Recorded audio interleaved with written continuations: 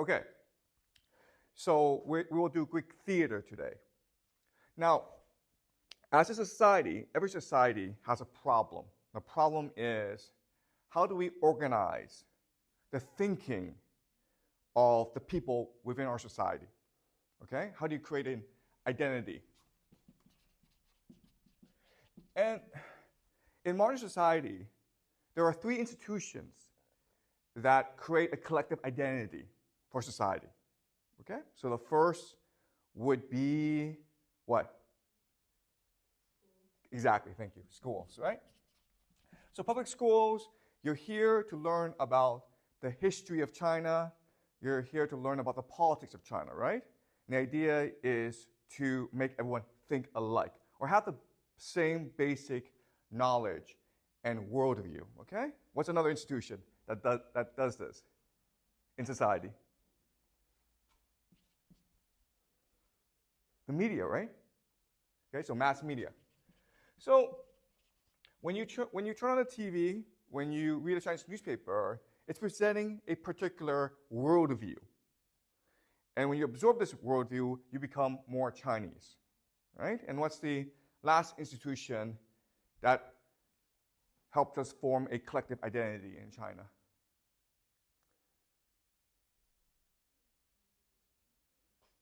Entertainment, right?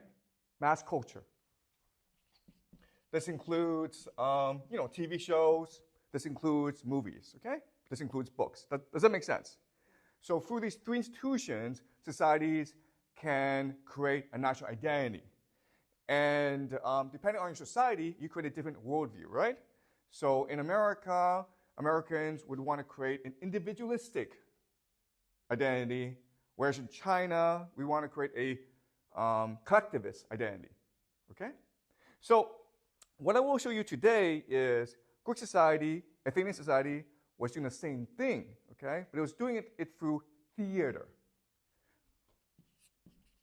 And the main function of theater was to create an identity as a democratic citizen, okay? Democratic citizen. Why do we have a democracy? What does it mean to live in democracy? What is your responsibility as a citizen to be in a democracy? Okay? So that's what theater does in Athens. So let me give you some background about theater. Theater was formed the basic structure of Athenian society. So there are 2 months of the year when everyone went to the theater. Okay? So once in winter and once in the summertime.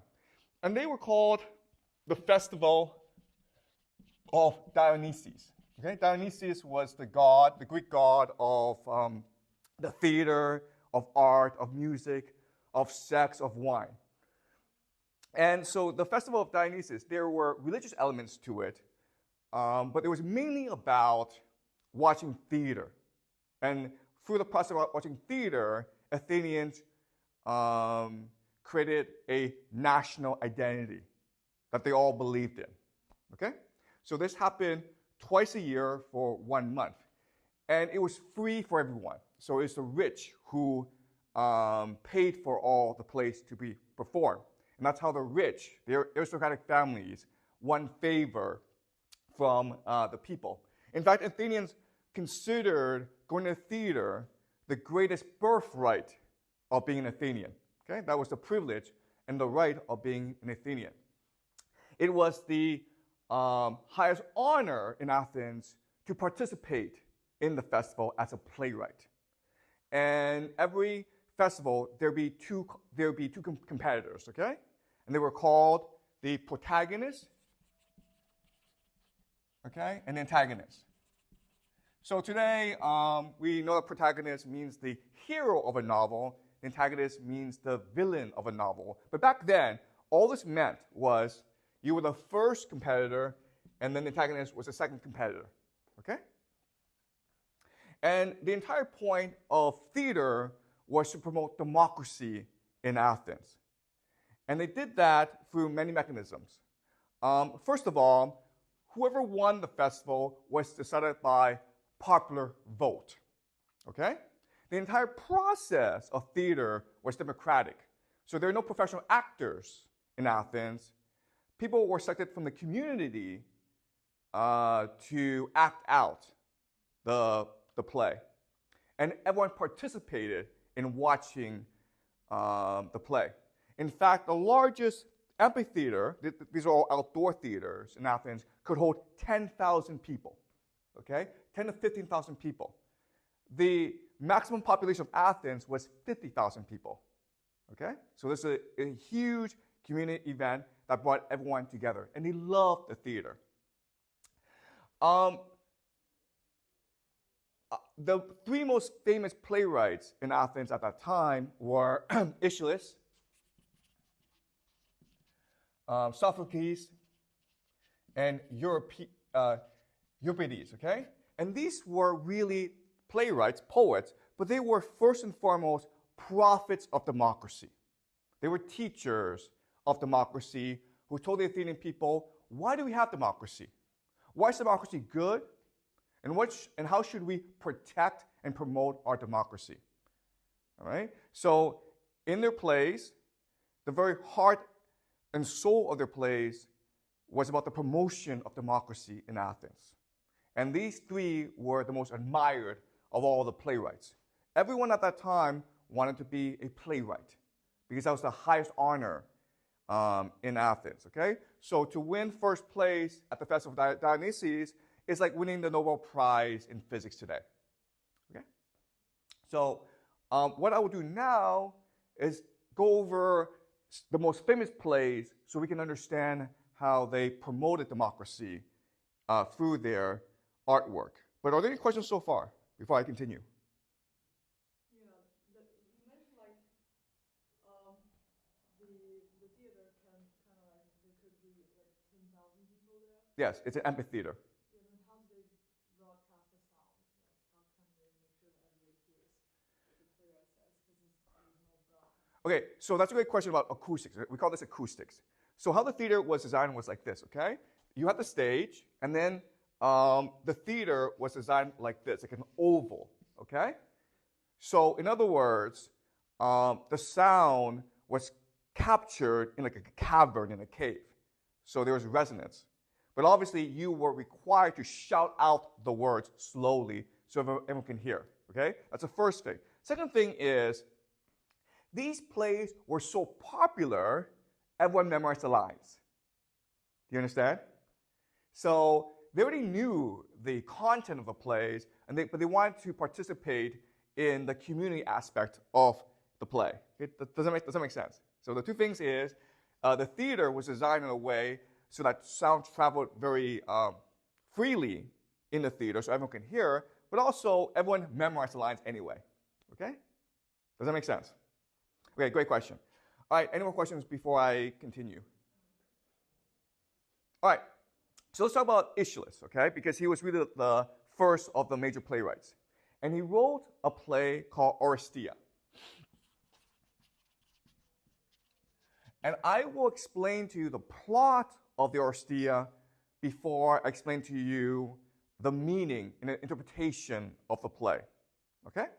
So all these plays comes from Greek mythology, because everyone knows mythology. And so what the playwrights did was they took material from Greek mythology and packaged it in a contemporary context to explore modern themes, okay? All right, so the Oresteia, the play is set in a place called Argos. And during the Mycenaean period, okay, so this is before the Bronze Age collapse, Mycenaean Greece, Argos was the most powerful city in Mycenaean Greece.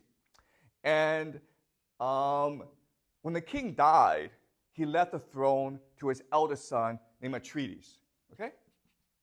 But often what happens in these cases is the younger brother refuses to accept the authority of the eldest, and he rebels, okay? So a war was fought over the Argos throne. Athenians won, and then his brother comes and begs for forgiveness.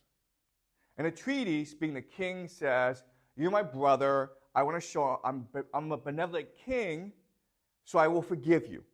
And to show that I forgive you, I will host for you a banquet and a feast. Okay? And so the younger brother is very happy about this. But during the feast, before the feast, what Athenians does is he kills all the sons of his younger brother. And he cooks them. And during the feast, he feeds it to his younger brother. And when his younger brother finds out about this, okay, he dies after this. But before he dies, he curses Athenians and says, "Curse upon you and your house, because a feast is a contract between you and the gods." Okay? When you hold a feast, you promise the gods this feast will be peaceful. And so people trust you and come and eat your food. So when you poison your food like this, you're insulting the gods. So I curse you and your entire house. Okay? And then he dies. But before he dies, his son, Aeschylus, escapes. Okay? So his only remaining son is Aeschylus. And Aeschylus is responsible now for avenging the death of his family. Okay? All right, so Athenians becomes king. He has two sons who inherit his throne. Okay? The first is Agamemnon, who becomes king of Argos, and he is the king of kings. He is the one who will start the Trojan War and launch an invasion of Troy. Okay? And his brother is Menelaus, who becomes king of Sparta. And they both marry sisters. Okay? They marry two sisters. Agamemnon marries Clytemnestra, and Menelaus marries Helen. Okay? This is important because, remember, Helen runs away to Troy. And Menelaus tells his brother, Agamemnon, gets upset, and they agree to organize this massive Greek army to invade, destroy Troy, and get Helen back. Okay? But when they're about to set sail for Troy, there's no wind. And Agamemnon knows the gods are not happy with them. Okay? So Agamemnon consults a fortune teller who tells him how to win the favor of the gods. He tells Agamemnon, you have to sacrifice your daughter, Iphigenia. And at this point, Agamemnon should be like, I'm not going to do that. I'm not going to sacrifice my daughter, Iphigenia, so that I could go to Troy. And why do I want to go to Troy in the first place? Right? Helen's not my wife. It's Menelaus' wife. Not my problem. Right? I should just give this up because obviously the gods don't want me to go. That's what he should do. But instead, he's like, fine, I'll sacrifice my daughter. Okay? So he kills his daughter, Iphigenia. The wind is released from the skies, and they set sail to Troy. Okay? And we know what happens. They're there for 10 years, and they end up destroying Troy. Who's really pissed now? Who's really angry now? Who's really angry about all this? Clytemnestra, right? The wife of Agamemnon, because their daughter has been killed for no reason, okay? So Clytemnestra, while Agamemnon is away for 10 years, she plots her revenge. What she does is she finds Aeschylus and they become lovers, okay? And they plot how to avenge the death of Iphigenia. So 10 years later, when Agamemnon comes back from Troy victorious, Clytemnestra kills him, okay? And she makes Aeschylus now king of Argos. The problem is that Agamemnon has a son named Orestes. And Orestes, during this time, was exiled from Argos, okay? And now Orestes, upon hearing the death of his father, he is now honor-bound to kill his mother. Now, obviously, he doesn't want to do that, okay? So he's struggling emotionally about what to do. So he consults Apollo, who is basically the god of justice. And Apollo tells him, you are right and just to want to avenge your father, okay? So Orestes goes back to Argos, and he kills his mother, Clytemnestra, and Aeschylus. And now he's king of Argos. The problem now is because he's killed his mother, there are these demons called the Furies who come up from the underworld and they begin to haunt him. Okay? They're torturing him. And Orestes becomes so tortured, he runs away from Argos. And he's trying to run away from the Furies, but the Furies refuse to let him go. And Orestes says to them, I killed my mother in order to avenge my father. That was the right and just thing to do. And the Furies say to him, we are old gods. We are responsible for maintaining order and structure in the universe. One thing that you cannot do is kill your parents, especially your mother. By doing so, you are breaking the order of the universe. Therefore, we will haunt you for the rest of eternity. We will not let you go. Okay? Orestes goes talks to Apollo, and Apollo tries to intercede on behalf of Orestes. And the Furies say to him, you are a young god. You are a new god. We are the old gods. We are much older than you are. We are much wiser than you are. You have no authority over us. We don't care about justice. We don't care about the laws of men. We care about the laws of the universe. And Orestes has broken the laws of the universe. Okay? So now Orestes is in a lot of trouble. And so in an act of desperation, the last thing he does is he runs to Athens, where Athena is. And Athena is the goddess of wisdom. So Orestes tells Athena, the goddess, his story, and he begs for her help. Okay? And Athena takes pity on Orestes, and she says, basically, I'm going to convene a jury, okay, of 500 Athenian citizens. And you will make your case before them. The Furies will make their case before them, and they will decide whether or not you are guilty. Okay?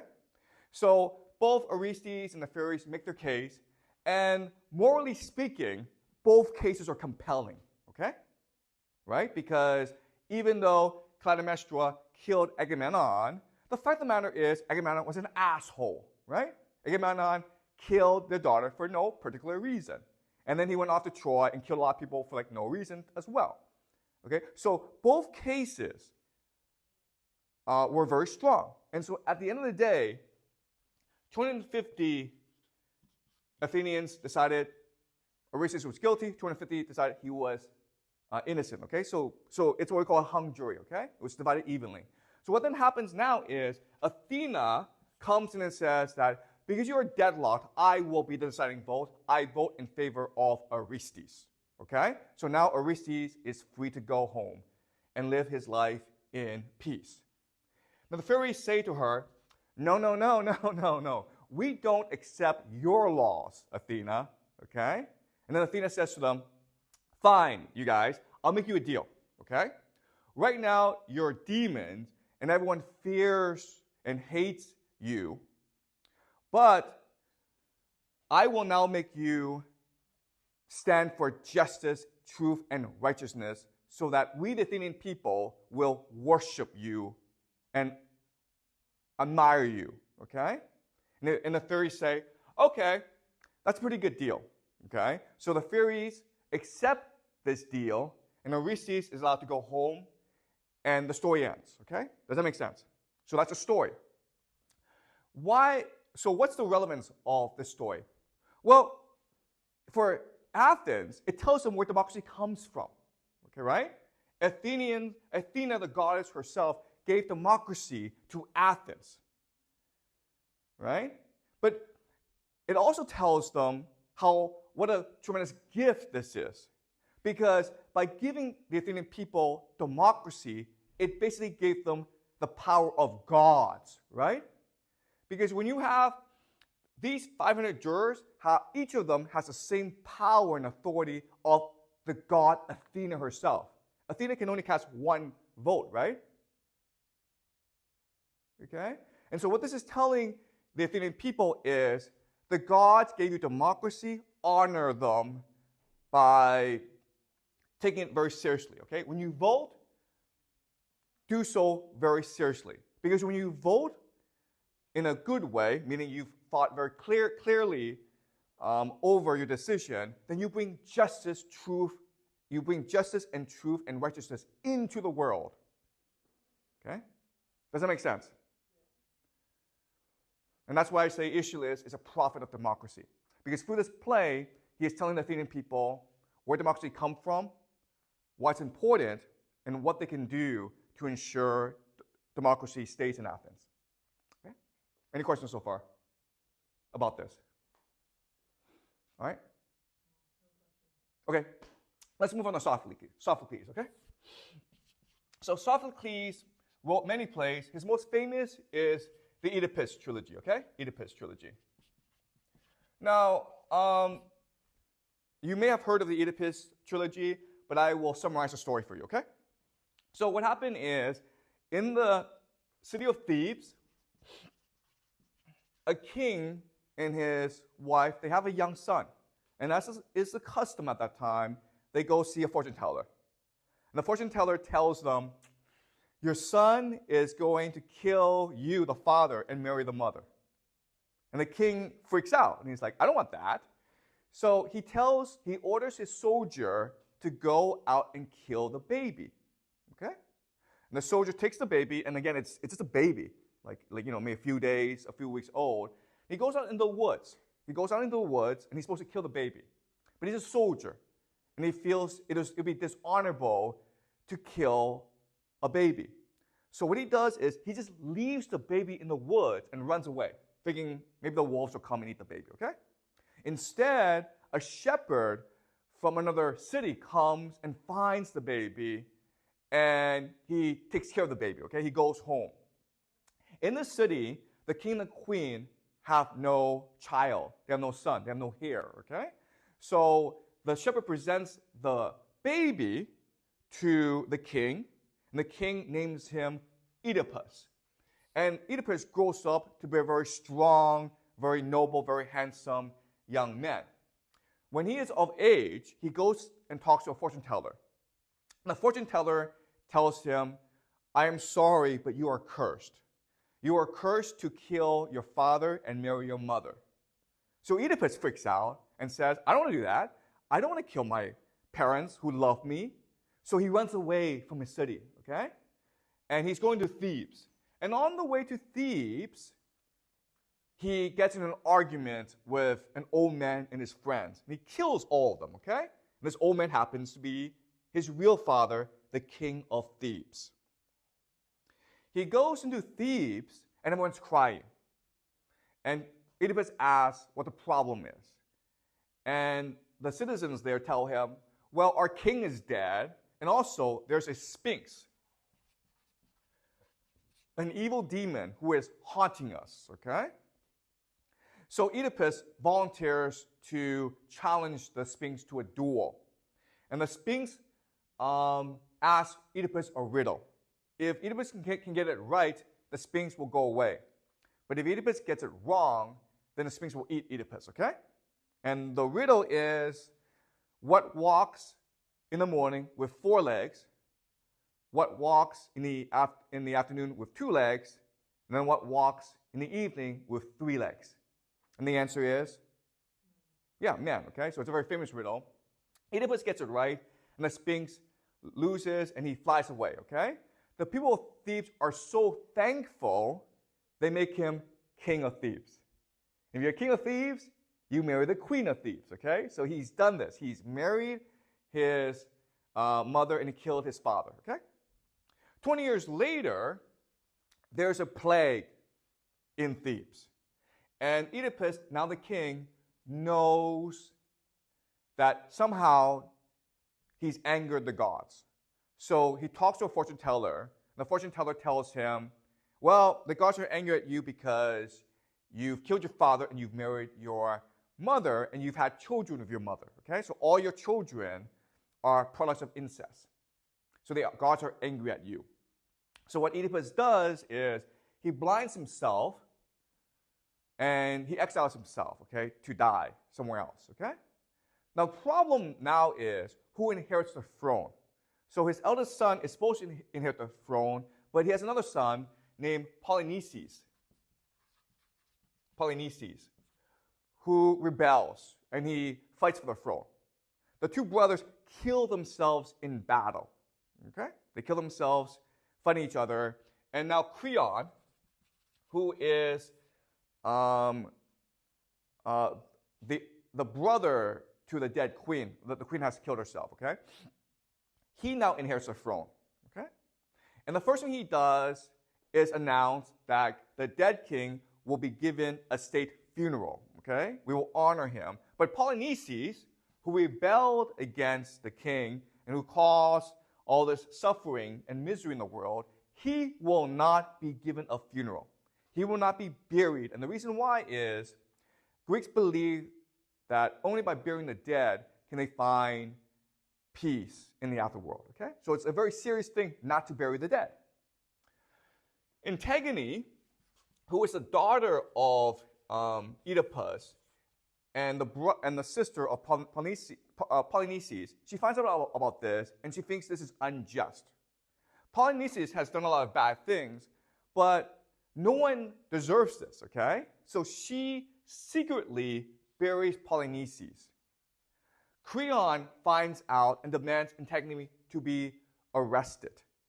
And Creon says to her, "How dare you defy my laws?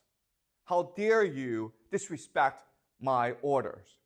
And then Antigone says to him, "Your laws are unjust." And Creon says, "The laws are the laws. Without laws, there will be complete chaos." And Antigone responds by saying, "Human laws must conform to justice. There are these laws in the universe that are divine, unwritten, and immutable, and we must respect these laws. Human laws cannot override these laws of justice." Okay? And this makes Creon very angry. And so he sentences her to death for disobeying him. Okay? The problem is, Antigone is the fiancée of Haemon, who is Creon's son. So Haemon, the prince, comes and begs his father to relent. And Haemon says, "Can you please forgive Antigone?" And Creon thinks his son has betrayed him, right? Your love for Antigone has blinded you from seeing the truth, from doing what is right. And Haemon responds and says, "Father, I'm not doing this for Antigone, I'm doing this for you." And the reason why is the people of Thebes fully support Antigone. They think she is a hero. They think she is just and right to want to bury her brother. They think you are a tyrant, Father. And then Creon says, "Should I obey the mob? Should I, the king, listen to the mob?" And then Haemon says, "No, you should listen to what is right and just." Okay? Creon gets very angry and kicks Haemon out. Okay? But then Creon has a change of heart, and he doesn't know if he's done the right thing. So he talks to a fortune teller. Okay? And the fortune teller tells him, Antigone is right in this situation. You have to save her. If you don't save her, if she dies, the gods will be very angry at you. Okay? And that scares Creon. So Creon and his guards, they look for Antigone. But when they find Antigone, she's in a cave and she's dead. She's killed herself because she doesn't want to be executed. Okay? And weeping over the body of Antigone is Haemon. He's crying. He's so depressed and sad. And Creon sees his son crying, and he tries to put his hand on him and console him. The moment that Haemon sees his father, he becomes so angry, he lunges at him with his sword. Okay? But he misses. And when he finds out he has failed to kill his father, in his anger and in his grief, he kills himself. So both Antigone and Haemon are now dead. And when Haemon's mother finds out about this, she kills herself too. And now Creon is alone in the world, okay? Does that make sense? Okay? So does this story make sense to you? All right. Now, what does this story mean? Well, remember, Athens is a democracy.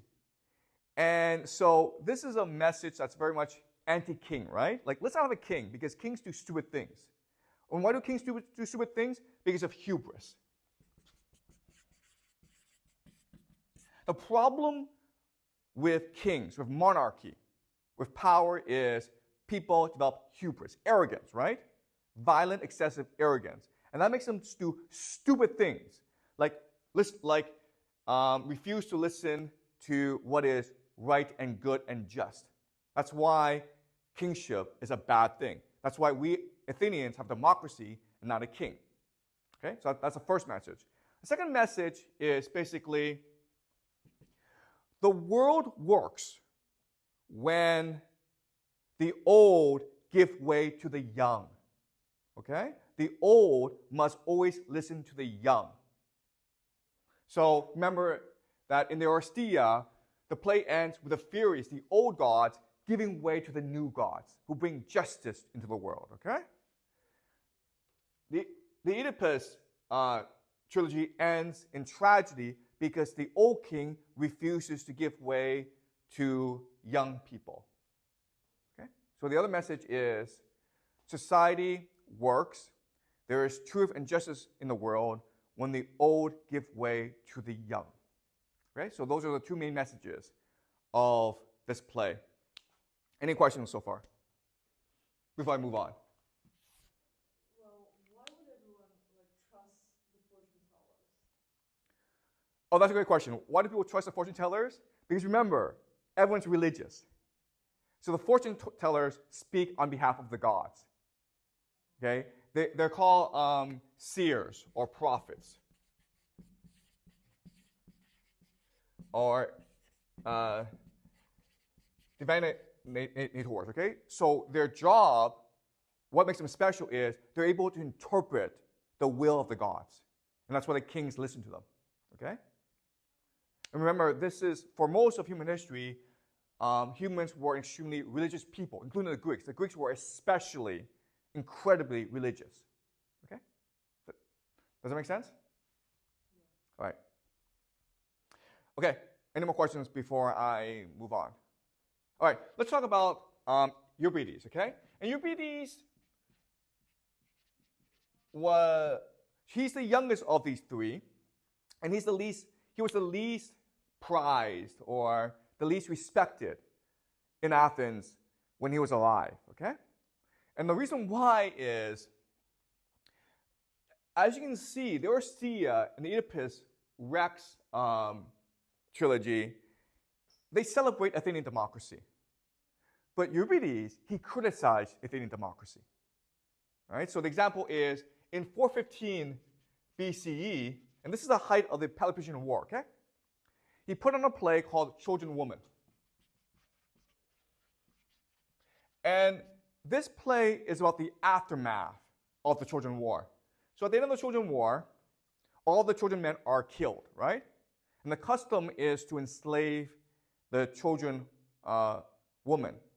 Okay? So one character is Hecuba. And Hecuba is the queen of Troy. And Priam, her husband, he's been killed, okay? Hecuba is a tragic figure because she's seen all her sons die. And then one of her daughters has been sacrificed, killed for Achilles. Achilles died in the war, and Achilles is dead, so they sacrificed a young girl who's a princess of Troy, Hecuba's daughter, in order to accompany him in the afterworld. So so all her daughters have either been killed by the Greeks or they've been enslaved, okay? And been forced to be the mistress or concubine of the Greek heroes, like Odysseus, okay? Then you have Andromache. Andromache is the wife of Hector, the prince of Troy, who died at the hands of Achilles, okay? So she saw the death of her husband, and she has a young baby, okay? And this young baby is only a few months old, but he's a boy.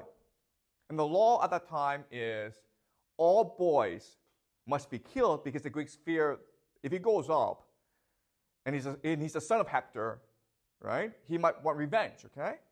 So Andromache must witness the Greeks killing her son, who's only a few months old. And then Hecuba is dragged away to be a slave, to be basically a mistress, a lover of a Greek general, Odysseus. And so Hecuba must personally bury the dead child, okay? And so it is a play that made everyone in Athens weep. What makes this play powerful is that the year before, 416 BCE, and this is again during the height of the Peloponnesian War, Athens was attacking everyone, okay, including Melos, an island called Melos. And when they attacked Melos, they killed all the men and enslaved all the women. So in many ways, the children woman is a direct response to what happened in Melos, okay? Euripides is telling the Athenian people, do you see how terrible we are? We are a terrible people. Do you see all the hurt and suffering we brought onto the world because of our empire? Okay? Now, obviously, the Athenian people didn't like this play, and so he lost in the competition to this obscure nobody, okay? And Euripides got really angry about all this. He was very bitter about all this. So he exiled himself to Macedonia, okay, where he died. Okay? He died away from Athens. And his last play, he wrote his last play called the Bacchae in Macedonia. And after he died, his friends brought this play back to Athens. And this play, Bacchae, is considered his masterpiece, his best play. Okay? So again, what I will do now is I will explain to you the plot of the Bacchae, and then I will explain what the interpretation is. Okay? All right. So there's a god named Dionysius. Another name for Dionysius is Bacchus. Okay? So the Bacchae are people who worship Dionysius, the god of theater, of music, of festivals, of wine, of sex, okay? Now, Dionysius, the legend is, he was born in Thebes to a Theban princess. And his father was Zeus, the king of the gods, okay? Zeus likes to go around and rape women, okay? And he has many, many children, including Dionysius. But when the princess of Thebes announced that she's been impregnated by Zeus, no one believed her. Everyone laughed at her, okay? And the people of Thebes refused to worship Dionysius. Now, Dionysius is worshipped all around the world, including in India, as far away as India. So Dionysius has always been bitter about all this, okay? He's bitter about the fact that his mother was insulted by the Theban people. He's also bitter about the fact that Theban people don't pay homage to him, okay? So he plots his revenge. What he does is he disguises himself as a wanderer, okay? A stranger, and he makes the woman of Thebes insane, okay? He makes them worship him. And what they do is they run off to the mountains where they have sex orgies, okay? They're having like sex, they're doing all these crazy things in the worship of Dionysius. The king of Thebes, his name is Pentheus. He hears about this. He hears about all this chaos. And he decides, you know what? I'm going to get my army, go in the mountains, and kill everyone, okay? Because the Bacchae are too disruptive. They are amoral, okay? And he's about to do this, but then Dionysius, the wanderer, tells him, hey, I'll make you a deal. Don't kill the Bacchae. I want to take you into the mountains, and together we can watch them have sex together, okay? We can watch their sex parties. And Pentheus says, okay, that's interesting, okay? So together, the two go into the mountains, and they hide behind a rock as the Bacchae are about to worship Dionysius. Pentheus is hiding behind the rock, and he can't really see that clearly, okay? But he's really excited. He really wants to see the Bacchae in action. So Dionysius says, why don't you climb that tree, and that tree will give you a better view of all the action, okay? So Pentheus climbs the tree, and he hangs by the branch, okay? And he has a very clear view of the Bacchae who are in a circle. Then what Dionysus does is he lowers the branch so like Pentheus is now in a circle of the woman. And Dionysus commands the woman to kill Pentheus, to rip his body apart, okay? And one of the women in that circle is actually Pentheus' mother. All right, okay? So Pentheus dies in the mountains. The people of Thebes are now very anxious. The king has disappeared. The women of Thebes are in the mountains. Then Pentheus' mother comes back, and she's running. She's really excited, okay? And she's holding the head of Pentheus. And she's shouting to the people of Thebes, look how wonderful I am. Look how brave and courageous and strong I am because I'm holding a lion's head. By my bare hands, with my bare hands, I killed a lion and ripped the head off its body. Here it is, okay? And it takes a very long time for the people of Thebes to convince her, that's not a lion's head, man. That's your son's head. Okay? So this is an extremely weird play, okay? Very weird. And there are different interpretations of what this means. And I'll tell you my interpretation, right? So think about this image, okay? A mother holds the son's head in her hand, and she's celebrating how brave she is, right? Now, I think this is a metaphor for war and empire. And the reason why is war and empire happens when old people send their children to die, to fight and die for their glory. Does that make sense? Okay? So this image of a mother holding her son's head and shouting to the whole world, look how brave I am. Look how great I am, okay? It's really a metaphor or an image for war and empire. Okay? Because remember, the Peloponnesian War is really about building empire, right? Athens wants to build its empire, and it's sacrificing its young people in order to accomplish this. So the Bacchae is a direct criticism of the Athenian Empire, and it's direct criticism of the Peloponnesian War. Okay? Does that make sense? All right.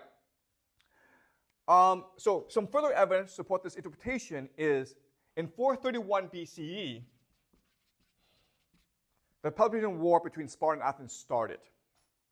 And about a year afterwards, a lot of Athenian men are dead. And it is the custom at that time to honor the war dead by holding a huge state funeral, okay? So the state, Athens, will pay for the burial of all its war dead. During this huge funeral, all Athenians come out to watch an oration. And so Pericles, who, again, remember, we'll talk more about Pericles later on, but Pericles, he's basically the first citizen of Athens, which basically means he's the king of Athens, okay? And he gives his funeral oration during this time. And the funeral oration is considered by many to be the greatest speech ever made, okay? It is beautiful, it is extremely eloquent, it's very powerful. In the speech, he says this: Athens is the greatest place ever. And that's because we celebrate excellence. Athens is a place where anyone can come and through hard work, through talent, can achieve greatness. We are an open, tolerant, cosmopolitan people. We have a democracy where everyone can participate in the civic life, the political life of Athens. That's what makes Athens glorious. Therefore, we must protect our democracy through war. It is good that the young go out and fight for our empire, our democracy, because that's what gives meaning to their lives. These men who are dead before us, they died well because they died protecting Athens and defending our democracy. And we should have all young men go and fight for us. Okay? That's a speech. That's literally what he says. So Euripides was probably in the audience, right? Because everyone was in the audience when this speech was given, okay? And he reimagines his funeration as the mother holding the son's head and saying to the world, look how brave I am. Okay? What Pericles is really saying is, we're an empire is so good because it brings glory to the old people. And so the young must protect the glory of the old people by dying in a war. Okay? Does that make sense? Okay? But if you think about it, okay, even though Euripides is criticizing Athenian democracy, what he's really doing is also trying to defend Athenian democracy. Because a democracy only happens when citizens are engaged in a process of argumentation, debate, and self-reflection. And so what Euripides is really trying to do is put a mirror before the Athenian people. And he's saying to the Athenian people, look how awful we are. We can do better. And that's what a democracy really is. It's an open and honest discussion about how we can be better. Okay? And again, these three, Aeschylus, Sophocles, and Euripides, are considered the three greatest playwrights in Athenian history. And these plays are actually still performed today. Okay? So the Oresteia, Oedipus Rex, and the Bacchae are still performed in theaters all around the world today. That's how amazing they were. So, any questions? Well, for the third play, well, the mother holding the head of the son, what are some of the other explanations other from this theory? Oh, okay, great question, okay? So, the Bacchae, how do other scholars interpret the Bacchae, right? Okay, so there are different interpretations, but the most common interpretation is it is a play that explores the idea of religious yield, religious devotion, or religious fanaticism, okay? Okay, does that make sense? That's the most common interpretation. This play is really about the power of religion and faith and how it drives us into madness. Okay, that's the most common interpretation. Another interpretation is, well, Dionysius is the villain, okay? He's not really a villain, but he's the main focus of this play. And Dionysius does a lot of bad things, right? Well, guess what?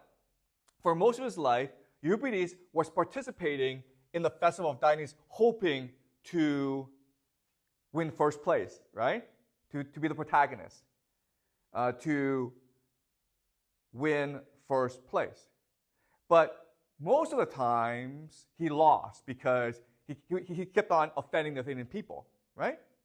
So another interpretation is this play, Bacchae, it's a satire on the power of Dionysus and of theater in general, okay? It's a direct criticism of the festival of Dionysus. And what Euripides is really saying is, the festival of Dionysus, it's not about art and reflection and democracy. It's really just a wild sex party that's trying to please everyone, okay? So you can also interpret this as a direct criticism of democracy itself. Democracy is just a wild sex party, right? So these are the two major interpretations that the Bacchae, it's about the power and dangers of religious devotion, fanaticism, okay? And also the play Bacchae, it's a direct attack on the idea of theater itself and democracy, okay? But I don't see it that way. I think the most likely explanation for me is It is a direct criticism of empire. Okay? And you can believe whatever you want. And that's the power of Athenian theater. There are different ways to interpret it. Okay? So even today, modern audiences are still amazed and inspired by these plays. Any more questions? Yeah, it seems to me like all these plays have some similarities in terms of they all contain some sort of revenge in their plots. And why is that the case? Great, good question. Okay, so revenge. Okay, you're right in that all these plays have the idea of revenge, okay? And the reason why is, if you think about human motivation, what really drives us, right? What really drives us to violence? Well, it's revenge, okay? So revenge is the main plot device we use to drive action. It's what motivates us to do violent things. And that's why throughout all these plays, revenge is a common theme, okay? But another very common theme is the idea of hubris. Right? Hubris. Arrogance. And this is what the Greek this is what the Greek playwrights focus a lot on. What they discovered is things go awry in society when the leaders, when the elite, when the kings, they develop hubris. Okay? Because it leads to bad judgment. But what they also discovered is hubris is just a part of human nature. Okay? If you put someone in a position of power, he or she will always develop hubris. So hubris is basically the most common theme throughout all these plays. And you're right in that revenge is also a very common theme as well. So yeah, there are these common themes. But the reason why is these playwrights, these poets, they're trying to explore what it means to be human. They're trying to decipher the essence of being human, okay? They're trying to look into the human heart and trying to figure out what makes us human, basically. And all humans are alike, okay? Okay? Any more questions? Well, so basically the Greeks doesn't like the third play because it challenged their religious faith. Yeah, the Athenians. Okay, so the thing about Euripides was that we today scholars will all agree all these three, Euripides was the most talented, meaning his use of poetry, his use of metaphors, imagery, it was the most imaginative, okay? We also agree that he is the most shocking, okay? His ideas, the way he presents things, it is the most visual and imaginative, okay? So in terms of pure talent, he's the most talented. But when he was alive, okay, he was an extremely arrogant person who believed theater should be about awakening people, should be about challenging people's sense of reality. Okay? It should be about education and edification. And these people tend to be hated by contemporaries, okay? But after they're dead, later generations respect them more. So even though children and women did not win first place, the Bacchae did win first place. And that's because, well, Euripides was dead, okay? And they were able to see the genius and imagination of the Bacchae much more closely, okay? Does that make sense? Okay, so Euripides basically had his image, his reputation was rejuvenated after his death. But during his lifetime, he was despised by a lot of people. Okay? People respected his genius, but they didn't like the fact that he was so arrogant and candid. Okay? And that's true for most of human history, where if you are a controversial writer, you are not respected by contemporaries, but after you're dead, people appreciate your genius. Okay? And this is true for most really famous writers. Any more questions? These are great questions, by the way.